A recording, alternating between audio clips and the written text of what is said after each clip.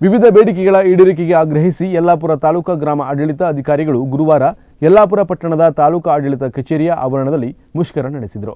ವಿವಿಧ ಬೇಡಿಕೆಗಳ ಈಡೇರಿಕೆಗೆ ಆಗ್ರಹಿಸಿ ಗ್ರಾಮ ಆಡಳಿತ ಅಧಿಕಾರಿಗಳ ಕೇಂದ್ರ ಸಂಘಟನೆಯ ನಿರ್ದೇಶನದಂತೆ ಯಲ್ಲಾಪುರ ತಾಲೂಕಾ ಗ್ರಾಮ ಆಡಳಿತ ಅಧಿಕಾರಿಗಳು ಗುರುವಾರ ಯಲ್ಲಾಪುರ ಪಟ್ಟಣದ ತಾಲೂಕಾ ಆಡಳಿತ ಕಚೇರಿಯ ಆವರಣದಲ್ಲಿ ಮುಷ್ಕರ ನಡೆಸಿ ಸರ್ಕಾರಕ್ಕೆ ಮನವಿ ಸಲ್ಲಿಸಿದರು. ಏನು ಸರ್ಕಾರ ಜಾರಿಗೆ ತಂತಲ್ಲ, ಏನು ಈ ಸರ್ಕಾರದಿಂದ ಈಗ ನಮಗಾಗಿ ವಿಲೇಜ್ ಅಕೌಂಟಿಗಾಗಿ ಏನು ಆ್ಯಪ್ಗಳಂತಂತಲ್ಲ, ಈ ಆ್ಯಪ್ಗಳಲ್ಲಿ ಏನೋ ಅವ್ರಿಗೆ ಅನಾನುಕೂಲತೆ ಇರ್ತದೆ, ಕೆಲವೊಂದಷ್ಟು ತಾಂತ್ರಿಕ ದೋಷ ಇರ್ತದೆ ಅಥವಾ ಏನೋ ವೈಯಕ್ತಿಕ ಸಮಸ್ಯೆ ಇರ್ತದೆ. ಇದರಿಂದಾಗಿ ಅವರು ಒಂದು ನಿರ್ದಿಷ್ಟವಾದ ಪ್ರಗತಿ ಸಾಧಿಸಲಿಕ್ಕೆ ಆಗೋದಿಲ್ಲ ನಮ್ಮ ವಿಲೇಜ್ ಅಕೌಂಟಿಂಗ್. ಆ ವಿಚಾರದಾಗಿ ನಿಮ್ಮದು ಪ್ರೋಗ್ರೆಸ್ ಕಡಿಮೆ ಇದೆ ಅಂತ ವಿಲೇಜ್ ಅಕೌಂಟ್ಗಳನ್ನು ಅಮಾನತುಗೊಳಿಸಿರ್ತಾರೆ. ಭಾಳಷ್ಟು ಕಡೆ ಆಗಿದೆ.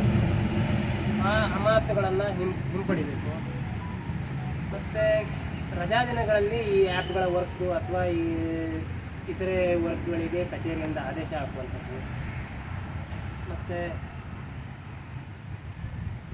ಈಗ ಪದೋನ್ನತಿಯನ್ನು ಕೊಡೋದನ್ನು ಸ್ವಲ್ಪ ಸ್ಟಾಪ್ ಮಾಡಿದ್ದಾರೆ. ಒಂದು ಕರ್ನಾಟಕ ಉಚ್ಚ ನ್ಯಾಯಾಲಯದ ಒಂದು ಪಿಟಿಷನ್ ಸಂಖ್ಯೆ 329/2023 ತೀರ್ಪುಗಳು ಪಡಿಸಿ ಕೂಡಲೇ ಖಾಲಿ ಇರುವಂಥ ಎಲ್ಲ ಪ್ರಥಮ ದರ್ಜೆ ಸಹಾಯಕ ಮತ್ತು ರಾಜಸ್ವ ನಿರೀಕ್ಷಕ ಹುದ್ದೆಗಳಿಗೆ ನಮ್ಮ ಗ್ರಾಮ ಆಡಳಿತಾಧಿಕಾರಿಗಳಿಗೆ ಪದೋನ್ನತಿಯನ್ನು ಸಿಬ್ಬಂದಿಗಳಿಗೆ ಪದೋನ್ನತಿಯನ್ನು ನೀಡಬೇಕು ಅಂತ ಕೇಳ್ಕೊಳ್ತಾರೆ. ಈಗ ಸರ್ಕಾರದ ಆದೇಶದಂತೆ 7 ವರ್ಷದಿಂದ ಪತಿ ಪತ್ನಿ ಪ್ರಕರಣದಲ್ಲಿ ಅಂತರ್ಜಿಲ್ಲಾ ವರ್ಗಾವಣೆಗೆ ಒಂದು ಅವಕಾಶ ಇತ್ತು.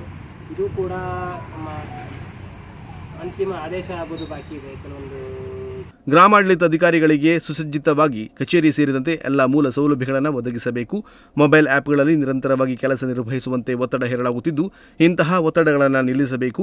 ಪ್ರಯಾಣ ಭತ್ಯೆ ಹೆಚ್ಚಿಸಬೇಕು. ಹುದ್ದೆಗಳನ್ನು ಮೇಲ್ದರ್ಜೆಗೆ ಏರಿಸಬೇಕು ಮುಂತಾದ ಅನೇಕ ಬೇಡಿಕೆಗಳ ಈಡೇರಿಕೆಗೆ ಆಗ್ರಹಿಸಿ ಗ್ರಾಮಾಡಳಿತ ಅಧಿಕಾರಿಗಳು ಅನಿರ್ದಿಷ್ಟಾವಧಿ ಮುಷ್ಕರ ನಡೆಸುತ್ತಿದ್ದಾರೆ.